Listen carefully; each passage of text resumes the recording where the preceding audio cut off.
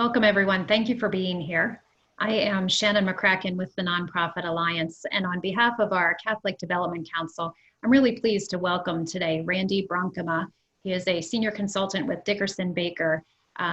Randy, thank you so much for being here, and I should let everyone know that we were intending to be in the same room together today once upon a time. This was supposed to be the week of our Boston fundraising and marketing conference, and you were going to be our lunchtime speaker with our Catholic Development Council networking group. So we're certainly disappointed not to be together in a room, but the message that you were prepared to share with us couldn't be more timely and appropriate to this moment that we're in. So you're going to be leading us today through a conversation about restoring passion in our ministry and having the courage to lead. And through this challenging time, and you and I were chatting just before this, I feel like just in the past several days, people really start, the weight of what's happening has really started to come through in their voices and their faces on Zoom calls, and both personally and professionally, everybody's really starting to feel this. So I personally have been looking forward to this afternoon and hearing from you today and kind of having a bit of an oasis in my day with you. So thank you so much for being here. For our attendees, by the way, we do have the Q&A box or the chat box. If you do have questions during, please add them in there, and Randy will follow up with those at the end. So with that, Randy, please take it away. Well, I want to thank you for the privilege of being here, and I want to thank you for all of you for giving me this much time in your day and in your week to go through this program. I don't know about the rest of you, but I'm getting a little tired of COVID-19. I think maybe you are too. Tired of being at home. I want to move. I want to go. I want to work with my clients. And yet here I am. And man, I'd even like to get a haircut. I'm getting to be a long-haired hippie here and dating myself by saying that. So what I want to do is, the name of this presentation is Restoring Passion in Your Ministry. I sometimes wish I would have changed the title to Restoring Passion in You and Restoring Passion in Me. So let's go through this together and talk about what are the contents of my presentation today. We're going to talk about mission, values, and vision and why that's important right now. We're going to talk about success, and we're going to define it. And then we're going to pause and we're going to shift gears, and we're going to talk about becoming a superhero. Becoming a superhero. I think this is an incredible time for us to become superheroes and to make a difference and to exclude that passion that we all have, that was all inside of us. So let's unleash the superhero in all of us this afternoon. Where do we start? We need to stop just surviving and start asking some hard questions of ourselves and our God. For instance, what motivates you? Do you believe that you have a purpose in your life? Even the greater question is, why did God create me? Why did God create me? I want to pause right here, and I want to share something with you. In my early 30s, upon graduating from college, in my late 20s, early 30s, I really struggled in employment. I struggled in who I was as a person. And I asked the question, God, why did you create me? Because I would look at other individuals and I would say, man, I know why you created that guy. And I know why you created that woman. I mean, they're just incredibly talented and gifted. What do I have? What do I have? Okay? And I began to start searching in myself, in the Word of God, in other places to determine, why did God create me? A person with purpose, a person with purpose. However, I consider my life worth nothing to me if only I may finish the race and complete the task the Lord Jesus has given me, the task of testifying to the gospel of God's grace. That's in Acts 20:24. God had given Paul a mission to take the gospel to the Gentiles. It was very clear. And God has given me a vision. He has given me a mission, a task, and a purpose. And I finally am asking the question, is there anything in your life that you are that committed to accomplishing? Ladies and gentlemen, my personal mission is to use my passion to help encourage and motivate individuals and organizations to find and fulfill their passion. That's what I get up every day to do. Now, let me tell you, I work for an organization, a consulting organization, a fundraising organization called Dickerson-Bakker. They could get on the phone with me today and say, Randy, you're fired. We just don't like you. You're fired. Now, they would have every right to do that. Every right to do that. And I would have the same feelings as anybody else. Anger, frustration. Why? Why did you do this? Except for one thing. Tomorrow morning, I still have a mission to fulfill with or without Dickerson-Bakker. I'm not tied to a particular organization, etc. I'm tied to my mission. And every day I have the opportunity to fulfill my mission. When you have that kind of purpose, when you have that kind of idea of why you were created, what you need to accomplish, this is my mission. Every day can be an excitement. It starts with our own mission statement. And I'll share with you this. If you're struggling in determining your mission, call me, email me, let's talk. I'd love to help you because everything starts with mission. Okay? It starts with mission in your ministry. It starts with mission in yourself. Okay? Does that make sense? We start with mission. Next, governing values. Wow, this is a term we hear from our organizations all the time. What are your governing values, etc. But Paul's success wasn't a matter of chance. He had non-negotiable boundaries in all of his work. So we need to ask ourselves, what do we value most? What is the example you want to set for your life? What consumes my time? What are my deepest desires? See, not only organizations need to set values, we need to set values. We need to have them in our lives. So please let me share with you my personal governing values. These are mine. These don't necessarily pertain to you, but these are mine. So let me go through them with you. I will pursue God with my whole heart. I want to grow strong in my relationship with Jesus Christ, help others grow in their relationship with Christ. I am a servant leader. Influence others to achieve their goals and dreams. Influence myself to achieve my God-given goals and dreams. I love my family. I love, care, and listen to my family, to pray for them constantly. I am happy, healthy, and full of hope. I smile and show my happiness to others. I will passionately pursue good health. I will not be afraid. I will try new ideas and opportunities. I will learn, develop, and change.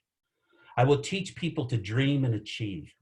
I will help people to see their potential. I want to add value to others. These are my governing values. What are yours? What are yours? See, ask yourself some of these questions and walk through and say, what are my values? Now, an example, why is this important? Well, I said to you, one of my values is I love my family. Why is that important? Why do I need to read that every day and look at that, okay? And have that a part of my life? Well, I'm a consultant. I have clients all over the country and I travel extensively. Now, I'm an old guy, balding guy. I'm not exactly what you would call a lady magnet in any way, shape, manner, or form. But guess what? I'm still tempted. And if I'm not anchored to my values, and if I'm not secure to my values, I am more apt to make mistakes. See, values are so important, not only for our organizations, but for you. Determine your values, write them out in proactive statements. Notice that my statements are proactive. I will not be afraid. I will teach. I am healthy. I make them proactive. I don't make them just a single word like integrity, which is a good word, but what does it exactly mean? Make them proactive statements and begin to start understanding and developing your values, because your mission determines what you do. Your values govern you as you go through life, which brings us to the third thing, which is vision. Let me read this to you. This was in 1961. I believe it was Princeton University. President John Kennedy said this: "We choose to go to the moon. We choose to go to the moon in this decade and do the other things, not because they are easy, but because they are hard, because that goal will serve to organize and measure the best of our energies and skills. Because that challenge is one that we are willing to accept, one we are unwilling to postpone, and one which we intend to win, and the others too." Vision, vision. In your organization, what's your vision? Where do you plan to be 2 years down the road, 5 years down the road, whatever it might be? But let me ask you a question. What is your vision? See, my vision is to help organizations and individuals dream again. Dream again. That is my vision. I want to see as many organizations and individuals dreaming of a better future, dreaming of new ministries, dreaming to outreach, dreaming to stop world hunger, dreaming whatever it might be. Dream. Now, I know we're locked up in our rooms, and I know we're locked up in our homes, but you cannot lock up your mind and your passion and your heart. It can't be locked up.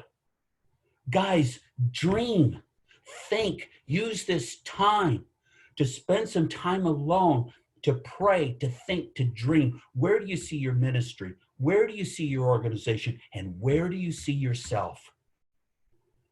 Your mission is why you were created. Your values govern you through life, and your vision is where you want to end up.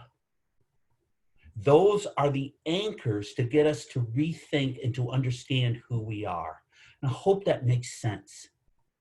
But we also, in this equation of mission, values, and vision, we really need to understand success, because that term has been really misused. And so let's take a look at that together. Success defined. One of the most common mistakes,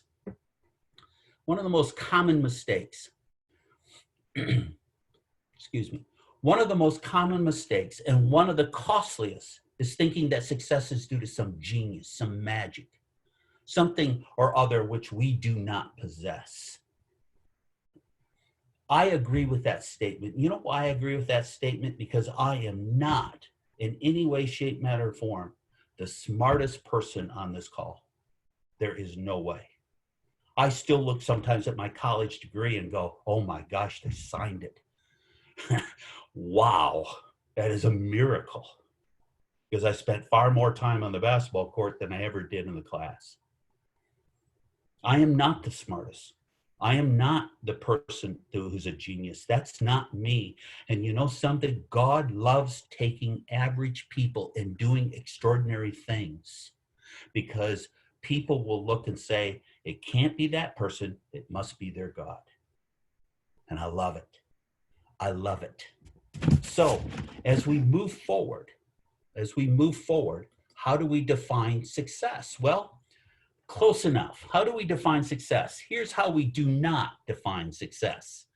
Are you trying to attain wealth as a measure of success? It's not success. Are you chasing a special feeling that will help you know you are reaching success, like happiness? But feelings come and go, right? Do you seek possessions to convince you that you have arrived at your goal of success? You know, that new car loses its new car smell within a few weeks. Maybe you long to have power and respect, and that is your definition of success. It's not. Do you hang on to your achievements as your mark of success?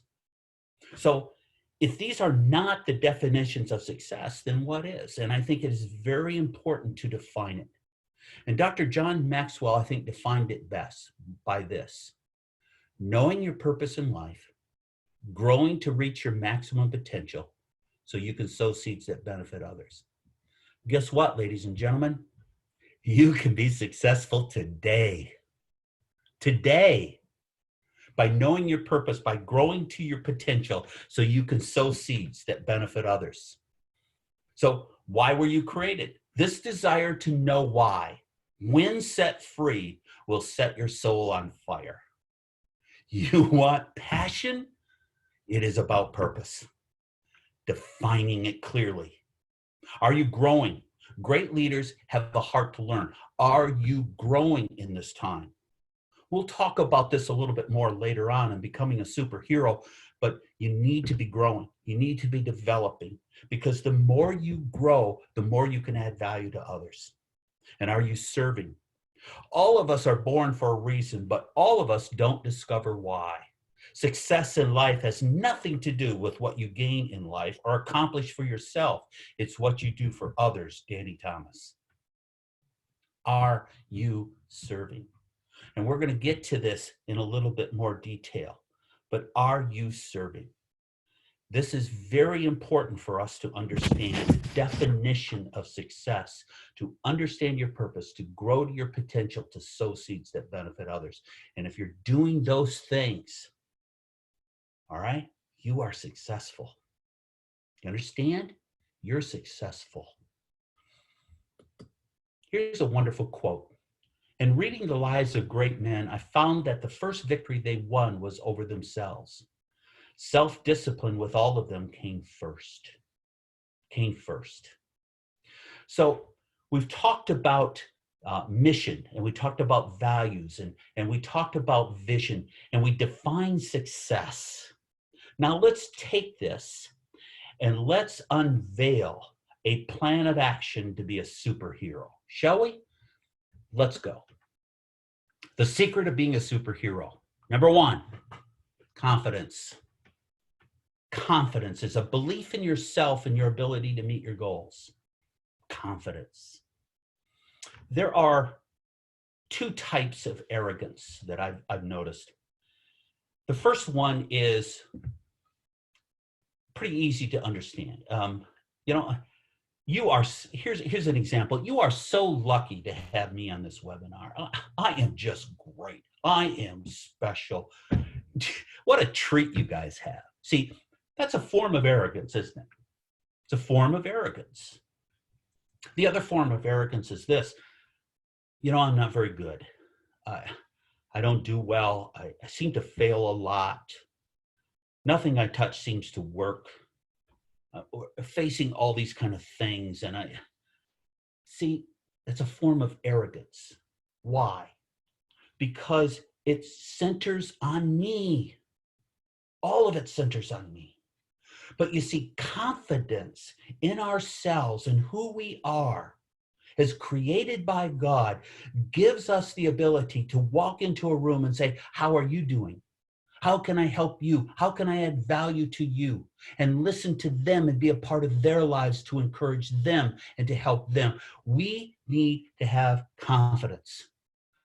Confidence in who you are. Now, let me share this with you. Before the beginning of time, God created you. He conceived you. There will never, ever be another person like you. He will never stop thinking of you. Think about that. Not for 1/1,000,000th of a second, God will never stop thinking of you. And if he did, you would no longer exist, and there would be no comprehension of you ever existing. You have such incredible value, and you are loved so intrinsically. We need to get our heads up and to be confident in who we are. All of us. We have tremendous value, and we need to be confident in who we are. You want to be a superhero? Start with your own confidence in who you are. Number two, courage. Courage is the tendency to see life's challenges as obstacles, as challenges to be met rather than threats to be avoided. Yeah, we're in this pandemic. We are under house arrest almost. And it's getting to us, but we need to have courage to see things differently, to react differently, to do things differently. Courage. Don't look at this being in the house as I'm trapped. No, being in the house gives me opportunities and gives me challenges that I need to meet head on. That's being a superhero. Number three, commitment. As Jim Collins once said, the form of commitment comes from a single-minded passion for what we do an unwavering desire for excellence in the way we think and work. Excellence, commitment, commitment. Are we committed to our ministries and to our workplaces? Are we committed to our fellow workers? Are we committed to our families? Are we committed to the excellence of our work? You want to be a superhero, be committed. I find it very interesting that in the United States military, they give medals to people who sacrifice to save somebody else. In business, we give bonuses to executives who sacrifice their workers in order to make a profit. Who's committed? And I think sometimes we're not facing burnout. Sometimes I think we face a lack of love in our organizations, a lack of appreciation, a lack of acknowledgement.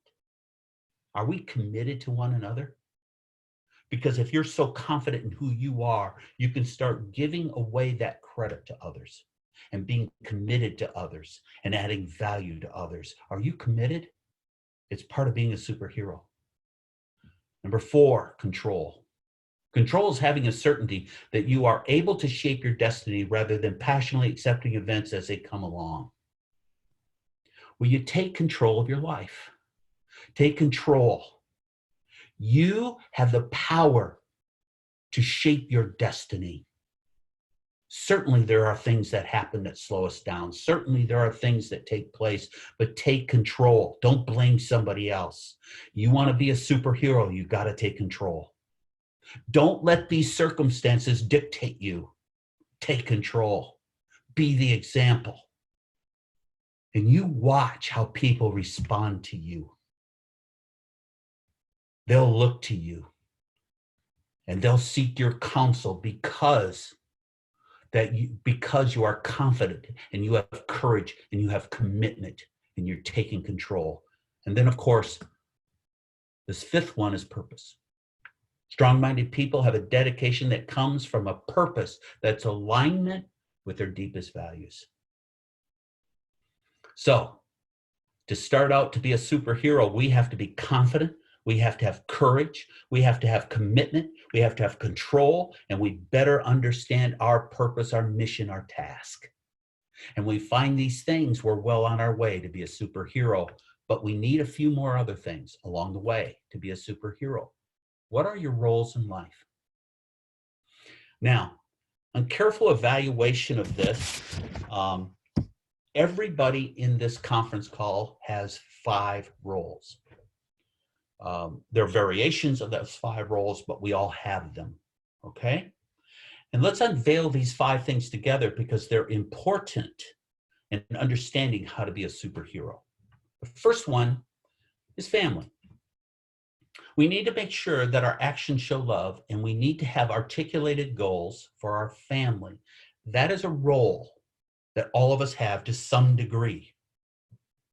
Whether we're married, whether we're a brother or a sister, aunt or uncle, whatever the case may be, we all have family, and it's a role in our lives.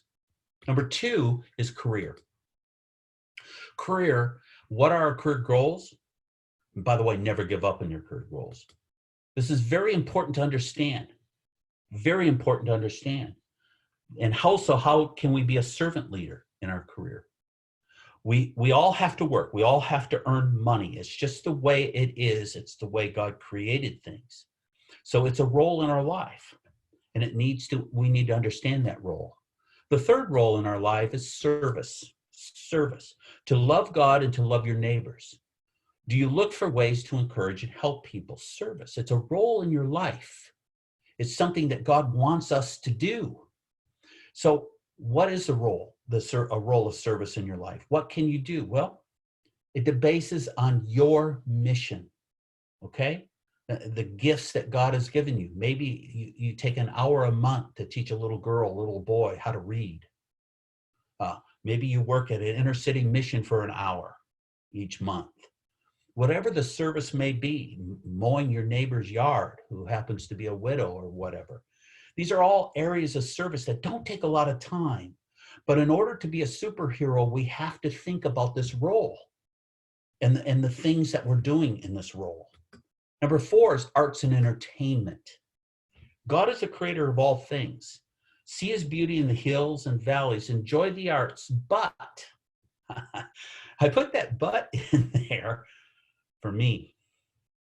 When I was first married, I came out of college on a basketball scholarship. Sports was just my life. Everything about me. Now I can't walk and chew gum at the same time, basically. But sports was my life. And when I got married a year out of college, I was playing softball 3 nights a week, and I was playing golf 2 nights a week. And during the winter months, it was basketball 2 or 3 times a month or a week, and wondered why my marriage wasn't doing well. And fortunately, I was able to wise up before I lost my wife. But this, out of all the roles, this one can be abused. It's a role in our life. See, God wants us to enjoy a good movie. He wants us to enjoy a good play, a good concert. He wants us to enjoy the beauty of a golf course. He wants us to enjoy the walk through the hills and the valleys. He wants us to enjoy his creation. But be careful. Make sure it doesn't become an idol with you. Make sure that you don't have to watch every football game. Just be careful in this role and monitor it closely. Lastly, and there's a picture, you can put your picture up there if you like, but the role is self. That's the 5th, and sometimes most important in our roles God has given us. Now, what does the flight attendant say when the oxygen mask falls from the ceiling? We all know the spiel. We've all been on a million airfares and airlines. Sorry for my nose here. It itches. We've all heard that spiel. And we all know when the oxygen mask falls from the ceiling, we put it on ourselves first, and then we would put it on our 10-year-old daughter or son. Now, why? Because if you run out of oxygen, you're of no value to anybody else. No value. We live in a culture, ladies and gentlemen, where we're running out of oxygen, all of us. All of us. We have to put on the oxygen mask if we're going to be a superhero. Let me share with you a quick story. In my mentoring with a young man, a young married man, he was lamenting to me the struggles he was having in his relationship and the fighting that was taking place. Now, I'm not a counselor. I'm not a marriage counselor. I'm not trained in those areas. But in working with him and defining his mission, etc., I said to him, I'd like you to do something. I'd like you to stop at a coffee shop before you go home, a coffee shop, someplace where you can sit back, relax, and read and add value into your life. Build yourself up and catch your breath. Now go home and focus entirely on your wife by listening and sharing and hearing what she's saying. And that simple little thing of adding oxygen to ourselves helped a little bit with the relationship. So how do we add oxygen to ourselves? Number 1, physically. Get out of the house and go for a walk. Did you hear me? Get out of the house and go for a walk. Do something physically. Okay? It's important to take care of yourself and to get some fresh air and to exercise a little bit. It rejuvenates us. Number 2, what are you reading right now? What are you reading right now? I thank you for being a part of this webinar. It means that you want to learn and grow. But what are you doing to build yourself up mentally? Remember what I said in terms of defining success. Understand your purpose, grow to your potential so you can sow seeds that benefit others. Are you growing mentally? What are you reading? If not, start. Social. This is hard with the pandemic. I get it. think, process. Have a virtual dinner with your family. Just set the computers up in the middle of the table and have a virtual dinner together. Think, help people, call people out of the air. I tell my clients all the time in terms of fundraising, call all your major donors and just say, how are you doing? Are you okay? Do you need anything? Man, some of my clients and some of the reaction they're getting from some of their major donors is incredible. Just because you're in your house doesn't mean you can't lock up socially. Think. Because becoming a good superhero is really investing in yourself, and we all need that social contact, even in this period of social distancing. Can you pronounce it? And lastly, spiritually. Listen, I know church is virtual right now. I know parishes are virtual right now, but attend them. Get on the computer and attend them. Read the Word of God. Read spiritual literature. Add value to yourself. Think about yourself in terms of your body, mind, social, and spiritual. I'm not giving you new information. I'm just reminding you to take care of yourself. Put the oxygen mask on so you can help others.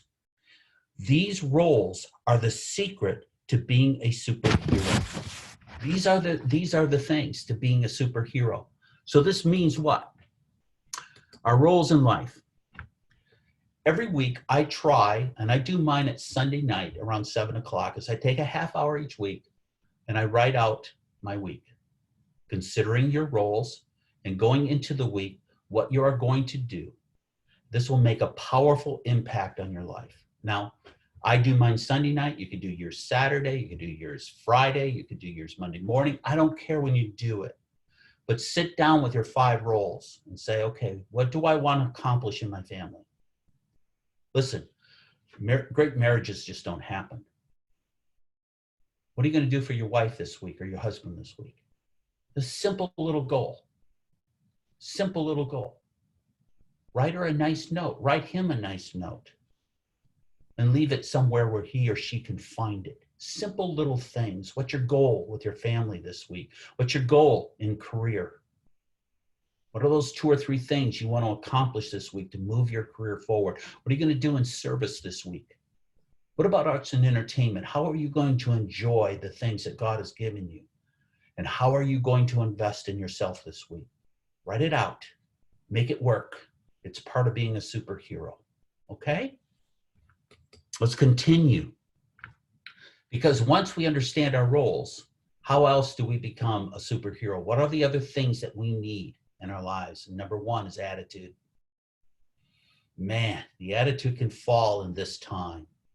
So what are the 7 signs of a great attitude? Number 1, believe in yourself. How many? I've told you that a lot, didn't I? One of your roles is yourself. I told you at the beginning, okay, is understanding yourself and having confidence in yourself.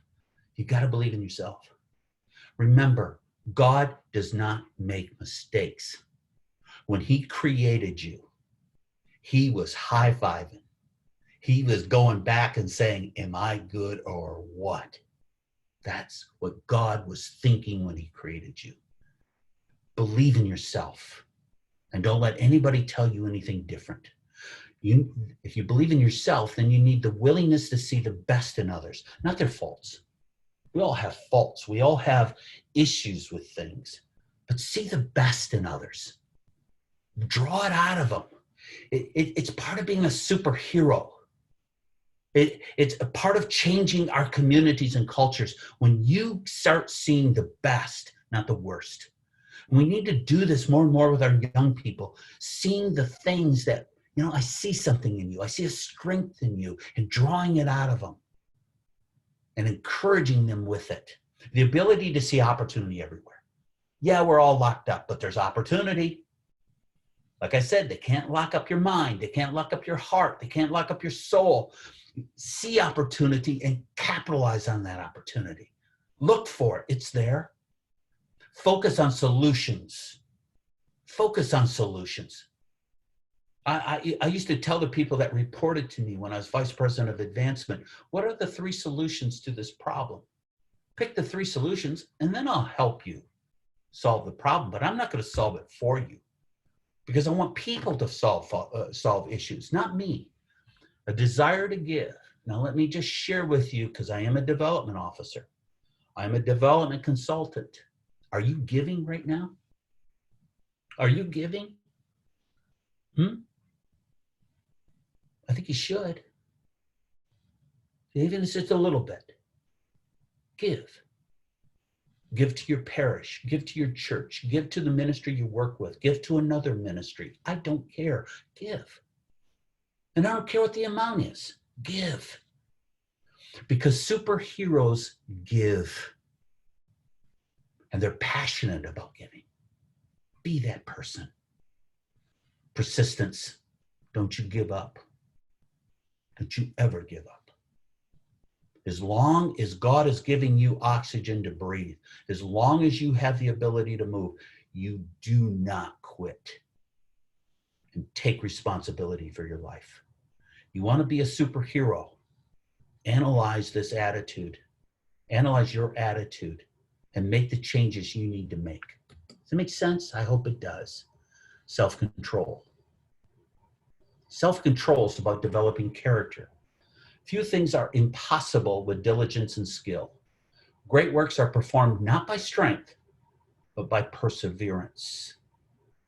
To be a superhero is about your character. It's about your passion. I'm not going to give up. I'm going to see the positive. And we're going to get through this. You can do it. Focus on the big picture, not just the isolation of where you are. The big picture is that you were created with a purpose to fulfill it every day. Get rid of excuses. Don't have them anymore. And you can understand the odds. Self-control. So let's review. To be a superhero, you need confidence, you need courage, you need commitment, you need control, you need purpose. You need to understand your roles: family, career, service, arts and entertainment, and self. And you need to have goals in those roles. You need to understand and develop your attitude and take self-control to a new level. But there is one more thing I'd like to share with you before I let you go, and that is servant leadership. What is servant leadership? Servant leadership is the idea that you were created to be great. What does it mean? Greatness means that we have fulfilled our purpose and have left a legacy of service on those we have led. See, great leaders build great people to a great vision. But you say to me, Randy, I'm not really in a leadership role. Oh, yes, you are. Leadership is not a position or title. Leadership is influence. So let me ask you a question. If I had the ability to see you on the screen, or I'll pick on Shannon. If I said to her, you're fired. Well, somebody's going to have to pick her off the floor because she's going to be laughing so hard. I don't have any authority to do that. None whatsoever. But I'm influencing her today. I'm leading her today, even though I have no authority. Do you realize how great you are? Do you realize that you're a leader? That you can influence people and serve people? Oh my gosh, this is exciting. And we should have that passion within our hearts that we are servant leaders. We are superheroes. We were created by God to be great. So he gets honor and glory. So let's unveil the servant leadership together. The first thing in servant leadership is relationship counts. How do we accomplish this unity that Jesus talked about? A servant leader sets aside personal rights in order to serve others. Serving others, helping others to become great. That's what leaders do. A servant leader develops the goals of the people they lead. I get tired of these personal evaluations of people. Wait a second. Why aren't we helping people to achieve goals, not evaluations? If we're achieving goals together, we're going to be moving the individual up better, and we're going to be moving our ministries to higher levels. Servant leadership is about developing goals of our leaders. Servant leadership understands and articulates the culture around them. They understand it, they know it, and they want to change it to develop relationships. And a servant leader develops unity of fellowship and unity of direction. Unity. See, if we could demonstrate this unity in what we do in our ministries, our organizations, our parishes, our churches, whatever it might be, do you think the community would stand up and notice? Do you think we would have a greater influence in our culture? It depends on us loving each other. The United States military teaches this, that the most important is your brother or sister on your right and your brother and sister on your left, and you protect each other. It's okay for us to have discussions and arguments about different ideas and things. That's good, that's healthy. But don't allow anybody outside of your organization criticize your fellow employees. You stand in the gap for them. You stand up for them. Because we are united. And that power is so important. In Genesis, in building the Tower of Babel, God himself made this statement. God himself made this statement. There is great power in their unity. I will give them languages. Unity. Unity is built on relationships, serving people, helping people, adding value to people. That's what great servant leaders do. Next, risk takers. Jesus knew that God had put all things under his power. He knew that God was in control of his life and ministry. Jesus knew he had come from God. Jesus knew that his Father in heaven was the source of his mission in life. And Jesus trusted that he was returning to God. Servant leaders can risk serving others when they trust that God is in control of their lives. We can be risk takers. We can take challenges. We can pick ourselves up after failure, because failure is a great teacher. It's a great teacher. We should not be afraid to fail. Okay? We need to be risk takers, especially today. Be that superhero. Be that risk taker. It will mean all the difference in the world. Next is equipping followers. Equipping followers. Equipping followers means this: is paired responsibility with authority. Sometimes in our ministries, we have a tendency to give more responsibility and less authority. Don't do that. Don't do that. Give people authority. Give people authority along with responsibility. It's part of equipping them to become greater. He gave them authority to do things in his name. It's amazing to think about, especially those 12 guys that when you really look at them, you would have, oh man, I think I would have fired these idiots. But Christ saw something different in them, and he gave them authority as he taught and worked with them. He taught his followers to know the difference between grumbling and criticism. There is a difference. He distributed authority, encouraged them, qualified them, understand their needs. He knew them inside and out, and he instructed them, and he prayed for them. Your job as a servant leader is to equip your followers. And then lastly is building your team. Building your team. Create a sense of togetherness. Even when you're far away, even in your homes. If you lead a team, have weekly Zoom meetings. Create that sense of togetherness. Care about one another. Empower with authority and presence. Be under authority before serving in authority. Okay?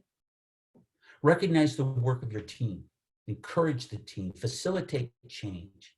See, again, I don't think people are necessarily burned out. I just think people don't sense any love from their organization anymore.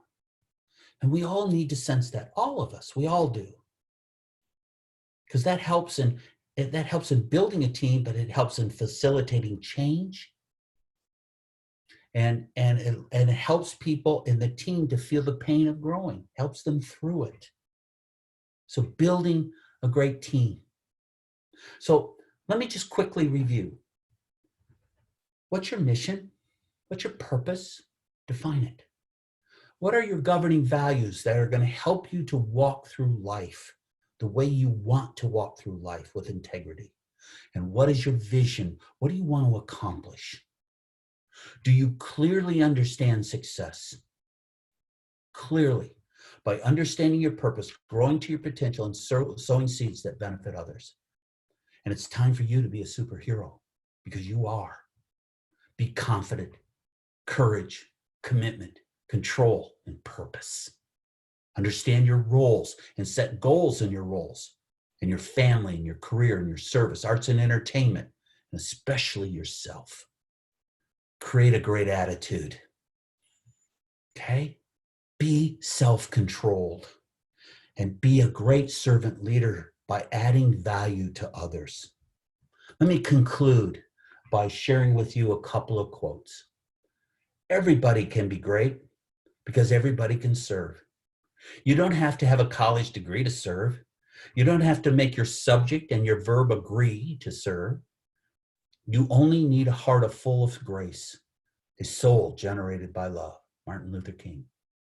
Servant leadership is easy for people with high esteem, self-esteem.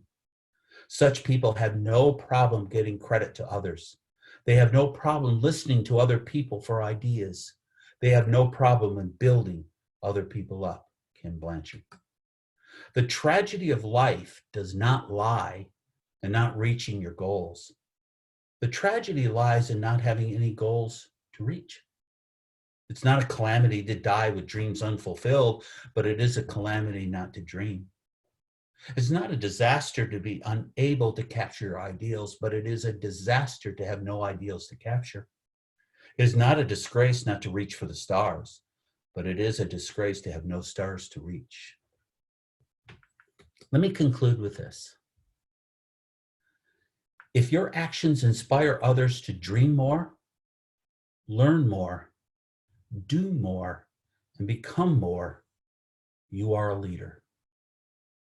Ladies and gentlemen, I hope and I pray with all my heart you work very hard to become a superhero and change your culture and change your community and change this world. We can do it. Even though we may be locked up, we can have a brand new passion within our heart. If I can help in any way, there's my email address, there's my phone number, call me. Let's talk. If I can help you in terms of your mission and finding your values, give me a call. If I can help you in your fundraising and your leadership, give me a call. I want to thank everyone for this opportunity to be with you. God bless. Randy, thank you so much. That was wonderful. And it really struck me as you were speaking. We hear a lot right now in social media and media about everyday superheroes, about people working in the national supply chain and our pharmacies and grocery stores, and certainly healthcare workers, people working and volunteering with nonprofits. And this, again, just was a really timely message that I think I needed to hear. I think a lot of people needed to hear right now. So thank you so much for being here with us today and reminding us about ordinary people and everyday superheroes and leaders. This was wonderful. Thank you. And thank you for making yourself available as well for people to reach out. For our attendees, we have recorded today's webinar. It will be available through our website, tnpa.org/faith, starting tomorrow. And for our registered attendees, we will also email a link out to you as well. So Randy, thank you. And to everyone, please take care and be well. Thank you so much. God bless. Bye-bye. Bye-bye.